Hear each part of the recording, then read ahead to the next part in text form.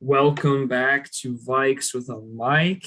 As always, your host JC here with my co-host and good friend Tyler. T, Yes, we're sir. back due Yeah. to some unforeseen circumstances, or I shouldn't say unforeseen, but unplanned circumstances. We missed our first week, but we're back. Yep. We're Regular back. season officially underway, so this will be a week 1 and week 2 episode. So just focusing on the Vikings today. And your Minnesota Vikings have started out 0-2. Not too fantastic. We're obviously going to get into each game, as in depth as possible, Yeah. while still trying to keep it a little light. But I mean, it doesn't mean much, but we're the best 0-2 team out there. That's for sure. I guess if you want to go by that, I'd rather be 2-0 though and be the worst 2-0 team in this league. To be honest with you. I 100% agree. I would rather be the worst 2-0 team, but I think that if you're a part of the Vikings organization, whether that be the front office, the coaching staff, or the actual team, then that's the way you need to look at it, right? Yeah. We have a lot to be proud of and a lot to look forward to. It's just cleaning up some areas of the game. And, you're looking at a team that's really 2 or 3 plays away from being 2-0 right now and not 0-2. So, but yeah, I mean, let's just jump right into it. Obviously, First game. Yep. Went to Cincinnati, Zim's old home, to face up against the Bengals. I had this as a guaranteed win when the schedule first came out. We both predicted Cincinnati, actually. Yeah, exactly. And this we was both predicted wins. My locks really was Cincinnati was one of my locks, but it goes to show, right? You're not playing last year's Cincinnati. You're not. You're playing this year's Cincinnati, and this year's Cincinnati looked much better football team. Yeah, absolutely. Yeah. What did you notice about the Cincinnati game that really kind of stood out to you? What I noticed was 2 big things. Us not coming prepared on offense with all the penalties, obviously. Absolutely. The false starts, the holdings, the offsides. I mean, it's ridiculous. I don't get how we didn't come prepared. We had this game on the calendar since April. I just don't understand why our offensive line just looked clueless on the field. The other issue, I think, too, is that you hear in the post-game interview, right, that Zim's like, we hardly had any penalties called on the offensive line the entire offseason. I hate hearing that. I hate hearing that. Right. That's like, are you kidding me? Seriously? Yeah. So you're basically just saying that we weren't ready. A really poorly coached week then. Yeah. You just really came in here unprepared. I like you bring that up because I feel like he got outcoached on both sides of the ball, which might have just kind of getting into that, but we can keep it on offense. Go ahead, what you were saying though. Yeah, no, I think you're dead on, and that's kind of, I think, the biggest issue after these first 2 weeks, at least for me. And it's hard because I'm a guy who wants nothing more than to root for Mike Zimmer. I think that he's had a really, really tough go as a head coach of the Minnesota Vikings thus far. There really hasn't been a year that something kind of inexplicable has happened, or at least that's how it feels since he's been the head coach. But going into this year, it was like we had all these amazing offseason signees. We drafted what I thought was really well with what, draft picks we had. And sure, you're still coming into a COVID year, but you have training camp back. You have off-season OTAs back. Yeah. You have all this stuff where it should be a million times easier for you to be good off the bat than it was last year. And Zim has not proven to me thus far that he knows how to coach this team when it comes down to it, when it comes down to making the really big decisions, those high pressure moments. He seems to really crack under those, or not really have a clue of what's even going on. Maybe it's not even, that he is cracking. It's just that he really genuinely doesn't even begin to know how to handle it. Yeah. So yeah, I mean, we're going to stay on track here, right? We're going to stay with the Bengals. So to an extent, the offense plays pretty dang well. You mentioned the offensive line penalties. Obviously, that's huge. You can't really do much when you're constantly 20. Yeah, right, first exactly 20, starting out in horrible position as far as the yards to go on any given down. But Kirk looked good on paper. A lot more checkdowns than I would have liked. Yeah, that's just due to the. I can get into it, but like Clint Kubiak's game plan was not very good in Cincinnati. I'm going to be honest. I know they were put in bad spots, but I don't know. His game plan in week 2 was good in my opinion. Game 1, I don't know what they were doing with all the checkdowns. It's just this Cincinnati team had weak corners. Got to attack them down the field vertically, not just straight throwing checkdowns. Like I don't get that. Doesn't really make sense. You got to attack the defense's weaknesses, not their strengths. There were way too many plays that seemed geared towards I'm going to throw the ball out here and make them rally. When leading up to this game, I feel like everyone and their mother knew that was the only way Cincinnati was going to beat us, is if we threw plays where they gave the defense a chance to rally to the ball and make the tackle. If you're going to go out and win this game, Kirk, and like I said, he looked good on paper. He should have blown every other quarterback out of the league with his stat line week 1. They should have been taking deep shots consistently on just about every single drive, in my opinion. Like you said, with the lack of depth that they had at corner.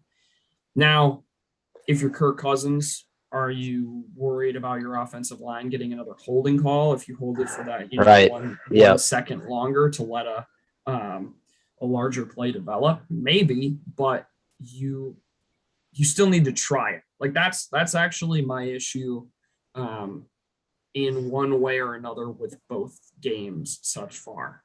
The lack of aggressiveness on offense at key times throughout the game. But yeah, I mean, that's really all I have on offense because Dalvin looked good. But I guess what I should say, that's all I have on the offense during the first 4 quarters of play, not into overtime. Yeah. Because obviously overtime, Vikings drive down, Dalvin Cook fumbles the ball or doesn't, really kind of a 50-50 call there. Doesn't go our way.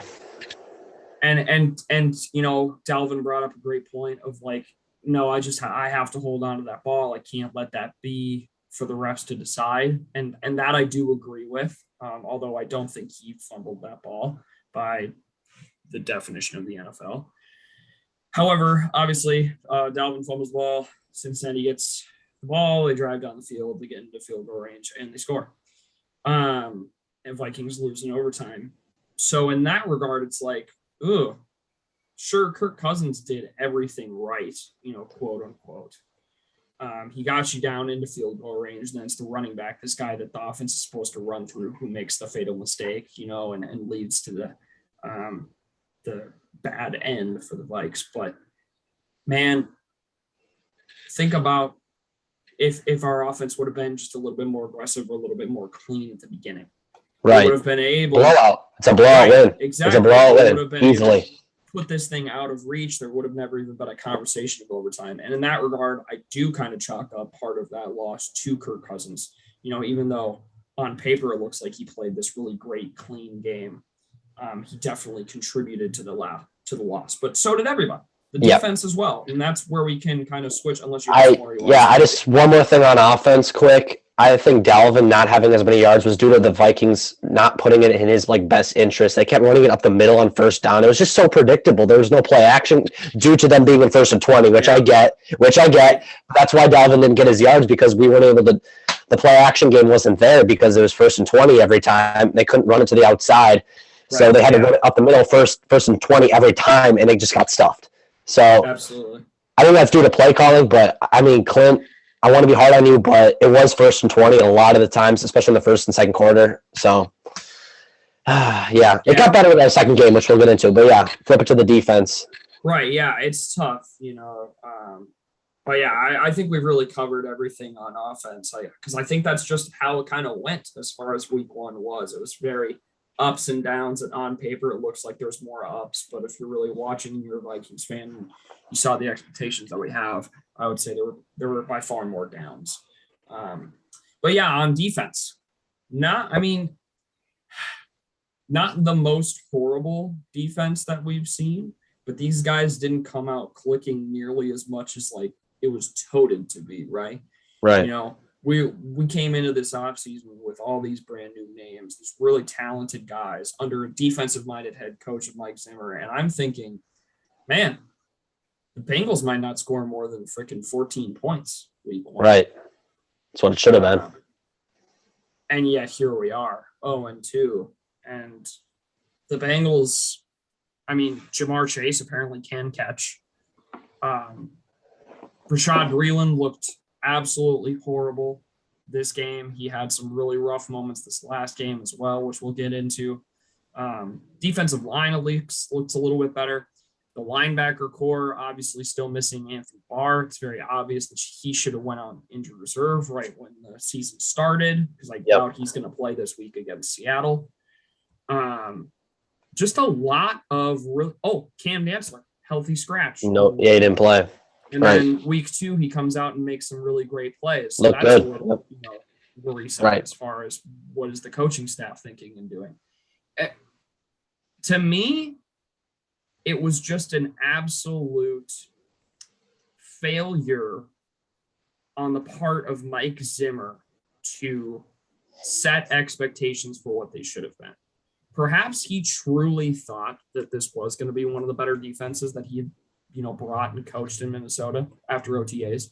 But the product that they end up putting on field these last 2 weeks, and yes, this last week they had some moments, but especially the first week, just they did not look clean. They did not look ready to play. And I think a large part of that is because plenty of guys on this defense and some on this offense as well did not get any preseason snaps whatsoever.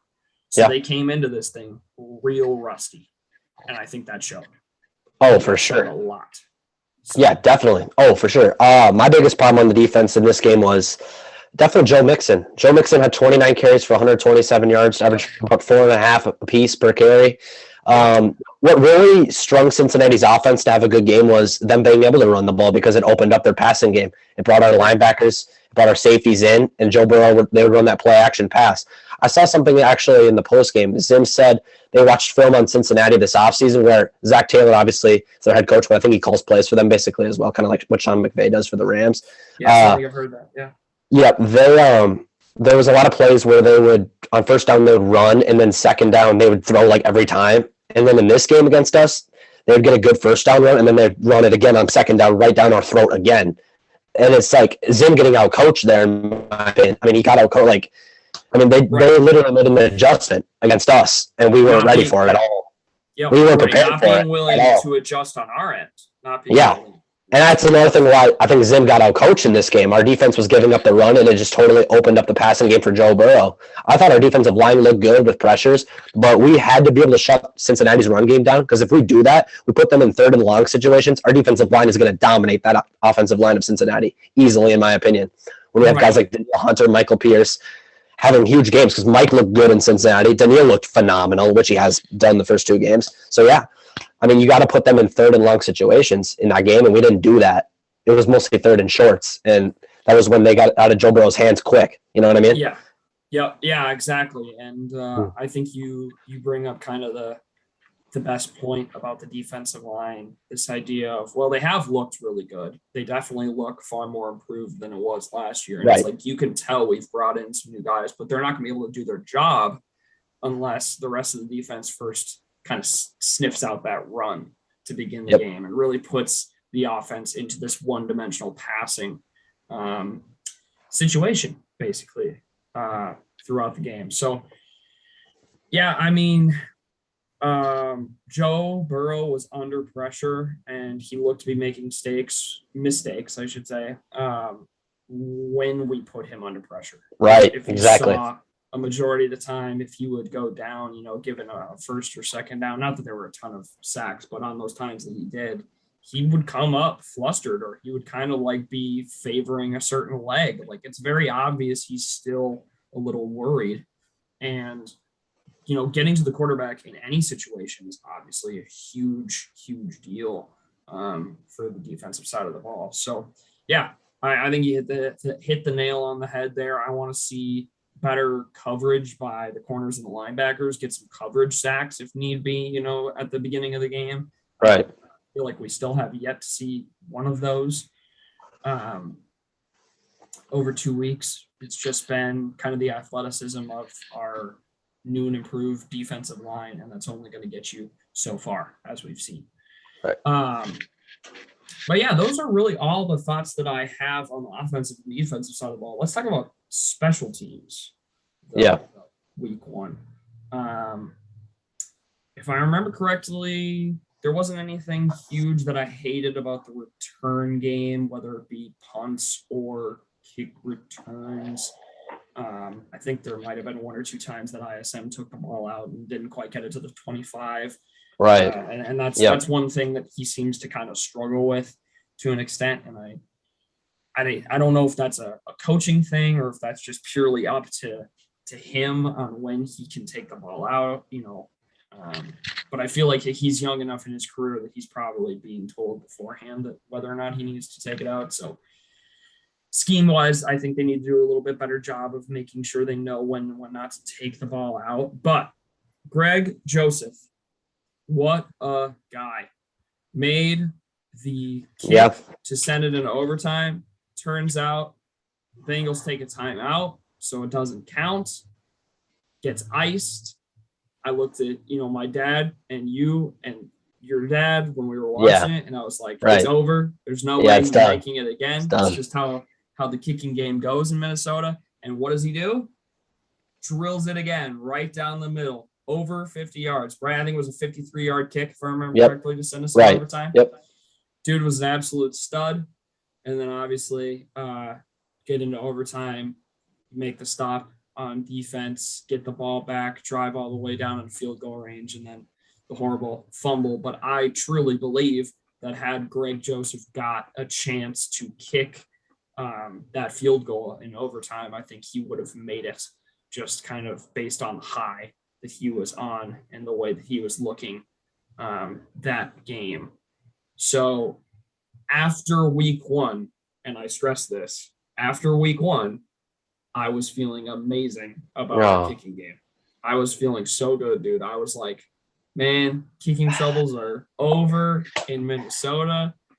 How are you feeling about special teams overall?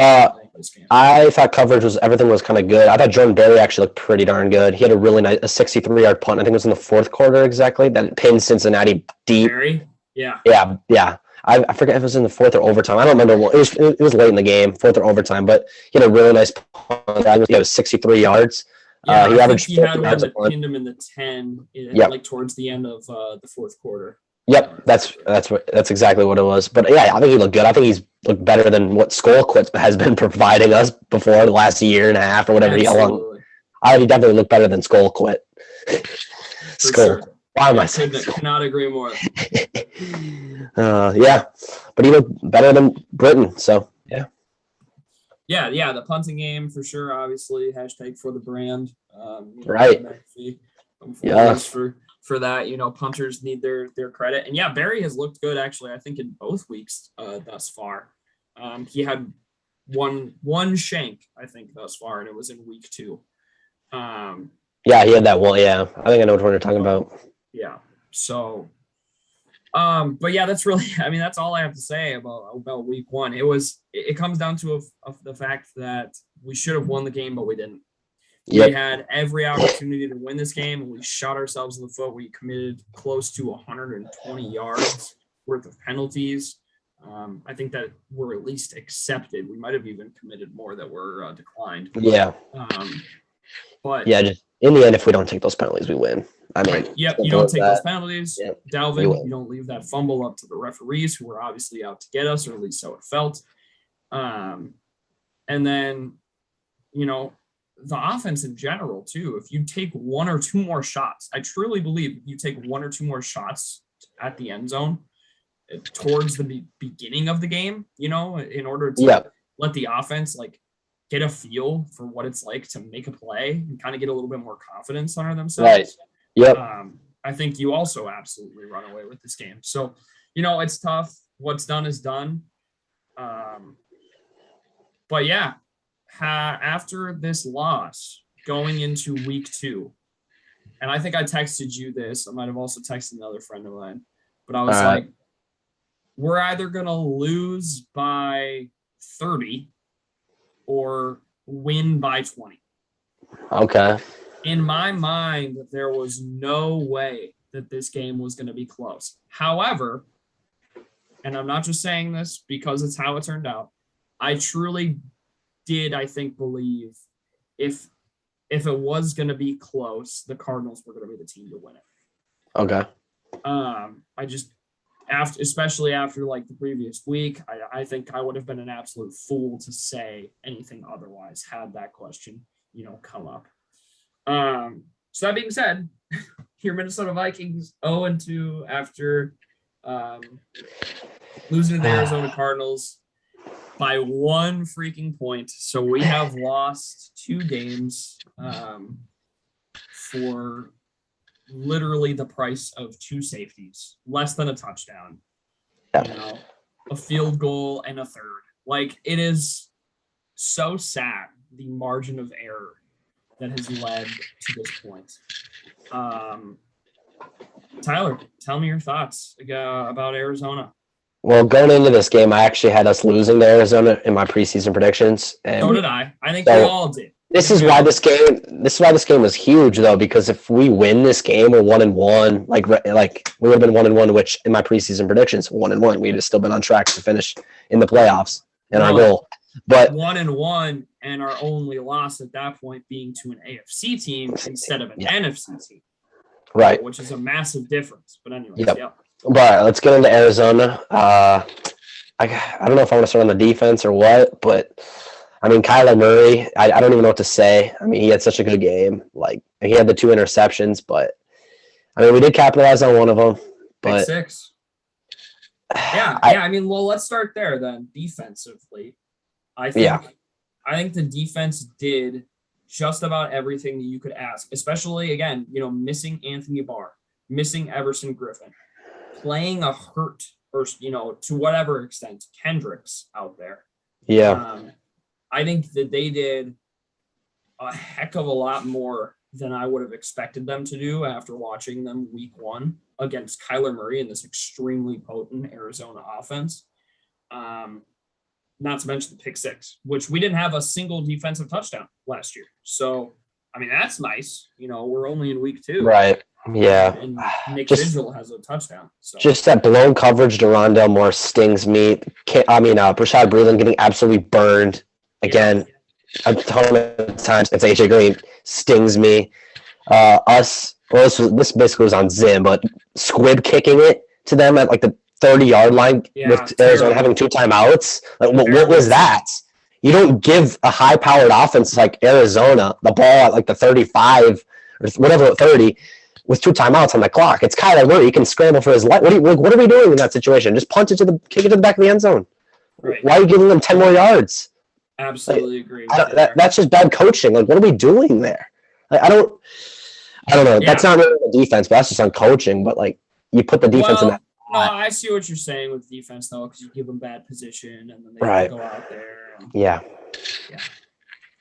You're already juiced up if you're Arizona because you're coming out to pretty good field position.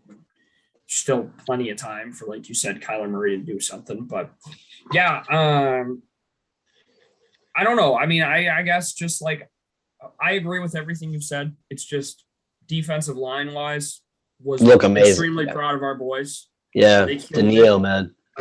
Especially when you look at Arizona's defensive line, and what they did to us after the week that Chandler Jones had.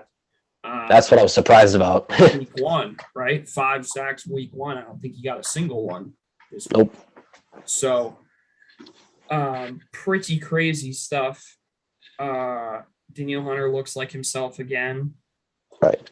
Some good interior pressure. The run game wasn't absolutely insane against us. You know, it's hard to quantify when you have a guy like Kyler Murray who can run the ball and throw the ball, right? He's going to touch you no matter what, especially when you have, again, Anthony Barr, who is almost always Zim's guy who's going to spy on the quarterback if that's the type of scheme they're running out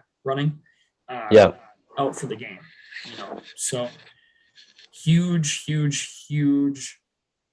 game on the defensive side of the ball. I think, well, not I think, in the end, again, they do enough to win the game, right? They make certain stops when it's absolutely imperative. Would you like to see some other ones? Absolutely. Heck, we started this game off, was it 20-7, right? Yeah, 20-7. Yep. Right. 20 to, it was 27. 20-7 at one point. So, you know, you have a 13-point lead. You would like to see Arizona obviously not come within even a touchdown at that point. But late in the game, you make the stop that you need, and your team's put it in position to win the game, and you come up short. And it sucks because nobody's going to remember the type of game that you put on against a potential MVP winner this year in Kyler Murray because you lost the game. But there's no moral victories, right, in the NFL. You either win or you lose. Yep. So that was really rough. And that's kind of where my thoughts end on the defensive side of the ball. It's like, you didn't play amazing because obviously the other team gave up 30 to win, but you also didn't play horrible because your team in the end had the last chance to win. So in that regard, you did do something right, you know, when it was absolutely imperative. It's such a rough situation to be put in to really judge the entire defense after a performance like that. Just one last thing that was heartbreaking to me. I think we had Arizona on a 4th and 1 in the fourth. It might have been like a fourth and short, obviously. We absolutely send the house, and it's like, I think we blitzed the play before that, but it's like, I don't get why we blitzed in that situation. We brought literally everybody, and Kyler Murray can scramble from that. If you have like a guy like Ben Roethlisberger in that situation, I'm all for that play because he's not going to be able to get out of it. But Kyler Murray can run backwards and just throw it, which he did. He threw it off his back foot. We're playing man, and Mac got absolutely burned. I mean, he didn't know what he was doing out there. So that play was just so heartbreaking to me because I think we get the stop right there, we win the game. I think we would have won the game after. Absolutely. We won the game right then and there.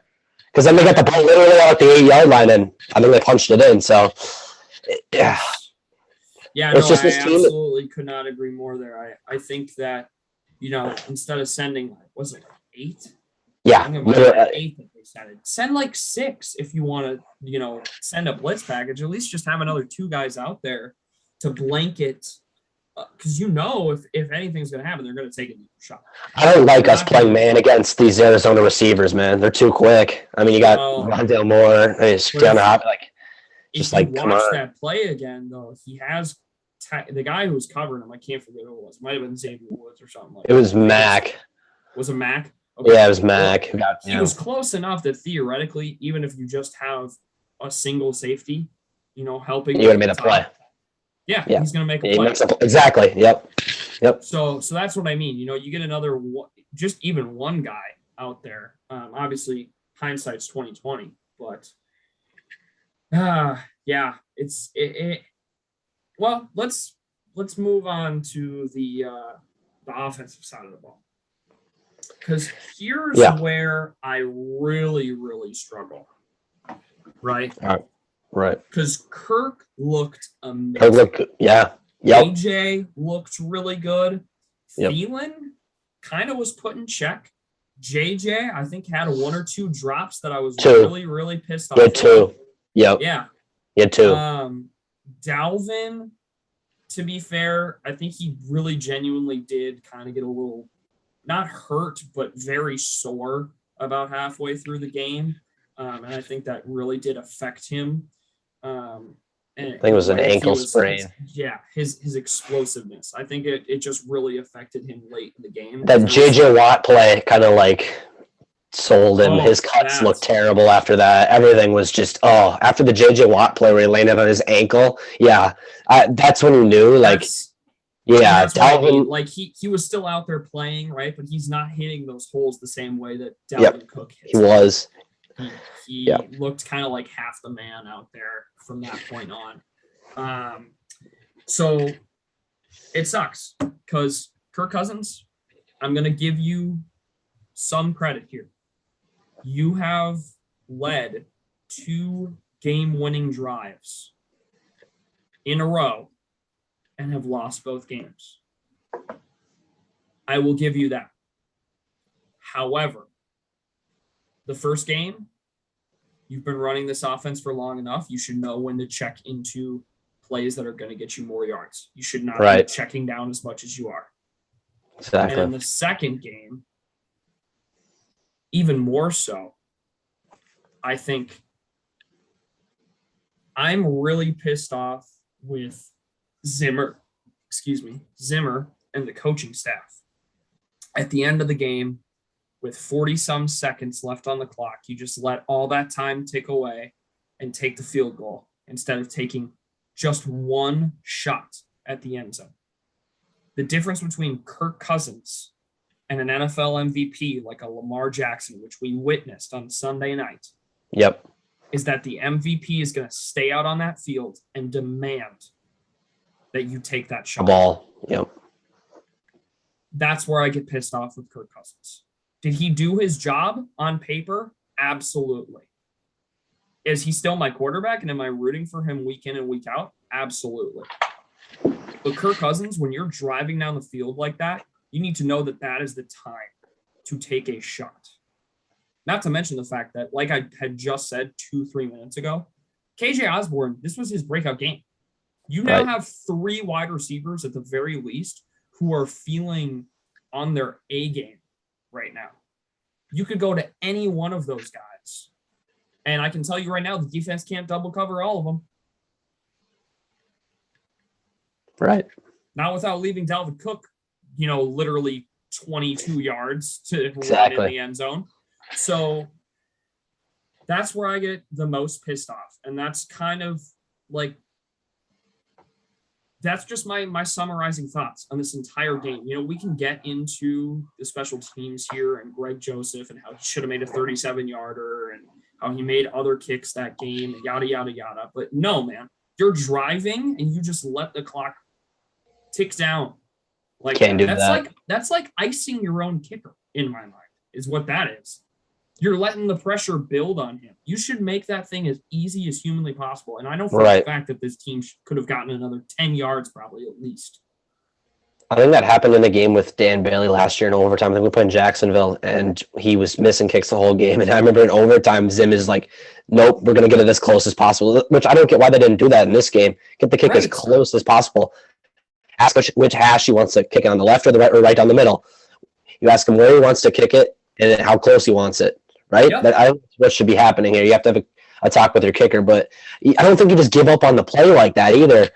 I mean, you've got to try to get as many as possible. I know he was thinking about the Dalvin fumble, but I mean, like, you still got to try. I don't care about the Dalvin fumble. Man. No. We know that wasn't a fumble, so it's like I don't get why you're not trying still. Even then, just put Madison in the game. Just put Madison in the game. Not this week. Last week is not this week. It's a completely different ball game. You can't be thinking like that if you're the head coach. Yeah. You can take just throw it out. You can take moments, and you can reflect back. But the other issue with thinking of it in the same way that he was thinking week 1 is, in that regard, you're in overtime. You're already tied. Nobody is winning that game at that point. So even after the Dalvin fumble, the defense should have stopped the Bengals. Even then, like if you can't play for a win, then you're at least trying to get a tie out of that, right? Right. Yeah. So you're down by 1. You need to score to win this game. There's no 1-point play in football. So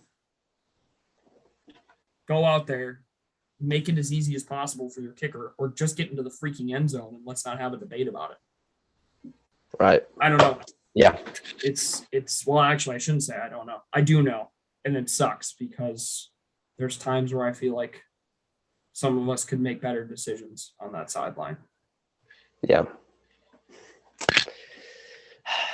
But here we are, 0-2 after 2 weeks. Greg Joseph goes from almost hero in week 1 to definitely not the hero in week 2. Now we have the home opener. Right.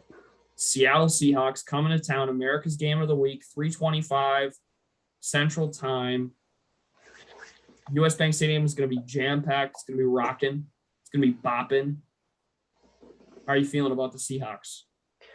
How am I feeling? I'm extremely nervous because if they lose this game, season's done, in my opinion.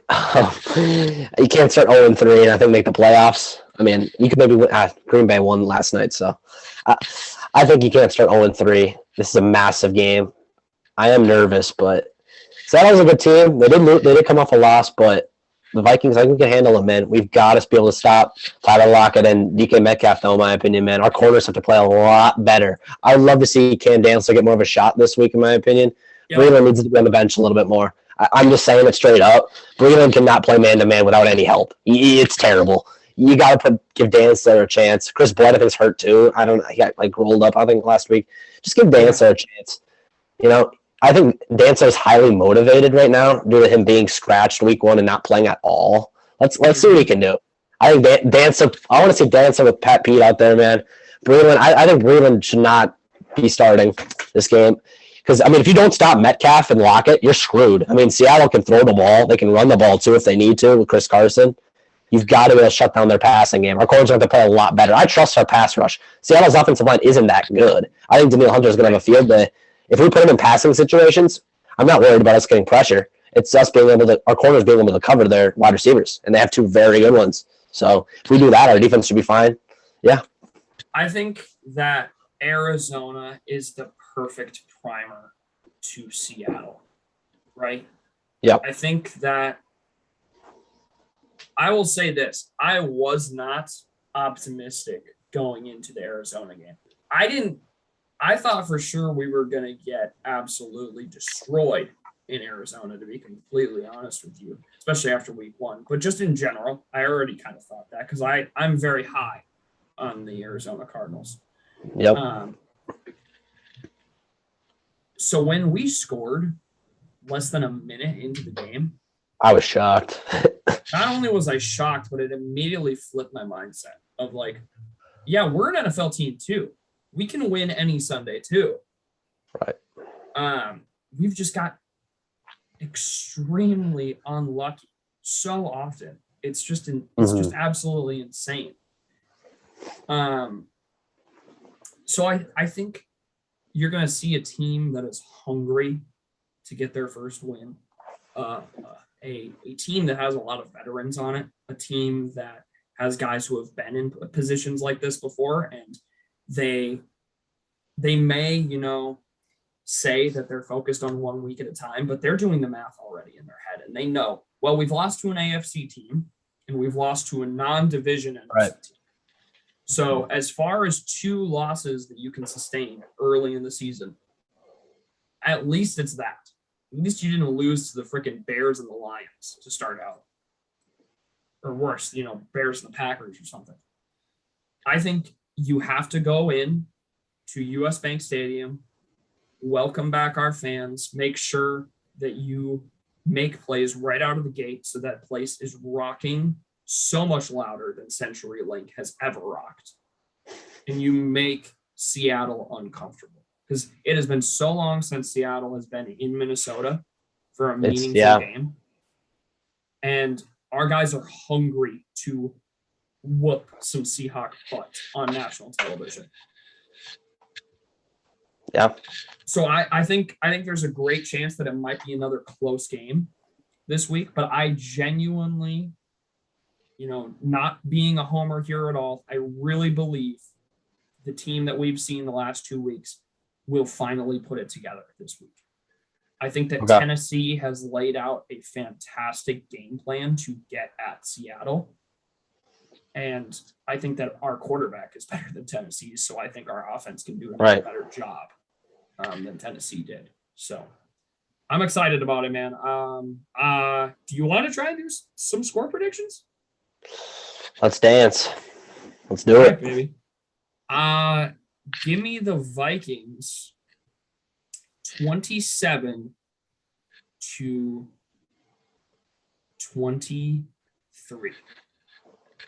Okay. Man, that's a good one. You know, last week, we didn't pick last week's prediction, obviously, but I would have picked the Cardinals. Yeah. I would have picked the Cardinals. I'm going to say that straight up. I would have too. Well, I mean, technically, we already did. Yeah. We might not have done the score prediction, but we did our right. Yeah, right. Schedule prediction. So, man, I think the Vikings can pull this game out. It's definitely possible. I'm trying to think of like a score though. Let's go 34-31. It's going to be a high scoring one for some reason. For some odd reason. I don't know why. I don't know why I'm saying that. I think we pull it out though. I think our defense makes a big stop at the end of the game. I wouldn't be shocked if it's even like far less points than either of us said. Like, I wouldn't be shocked if we try and keep the ball on the ground as much as humanly possible. So right. Russell Wilson doesn't have time to do anything. Right. I mean, for all I know, it could literally end up being like a 17-7 Vikings victory with both touchdowns coming from Dalvin. All I need to say is this game is huge for the fans. Like, we need y'all to be loud, man. Let's go. First game. Anybody who's listening to this podcast that has not bought tickets already, y'all need to be there. I won't be in the building, but y'all need to be loud, man. It's a big one, man. Come on. Like, we need this game. I mean, like I said before, like, if we don't win 0-3, you can't start 0-3. You can't. Nope. You got to win this football game. You have to win this game. It's possible. We just need a sold-out U.S. Bank. Need everyone on their feet screaming. Let's go, man. I'm ready. We can beat Seattle. We just need that. Yeah, we know we can beat Seattle. We've almost done it now, a few times. So at their place. Time to beat them at ours. Let's do it. Right. Absolutely. All right, man. Well, everybody listening, we will be back, I promise, next Tuesday, same time. Yep. Give you our, reaction, good or bad, of the Minnesota Vikings after 3 weeks. Sorry again about missing that week 1 episode, but we're back. It's regular season football. If you haven't already, make sure that you subscribe to the podcast wherever you like to listen to the podcast. Make sure you subscribe to us on YouTube. We upload the videos there. We also have all of our episodes archived on our website, www.vikeswithmike. Support the podcast in any way, shape, or form that you can.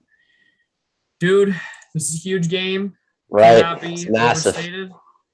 I'm absolutely stoked to watch it. I can't wait to be back at the stadium. Yeah. Welcoming our fans. Oh. To anybody that is there, welcome back to US Bank Stadium. And on behalf of the Minnesota Vikings, thank you so much for all that you do. And let's go get a freaking victory against the Seabirds this week. Let's go, man. All right, man. Thank you guys so much for listening. We will see you all later. Skol.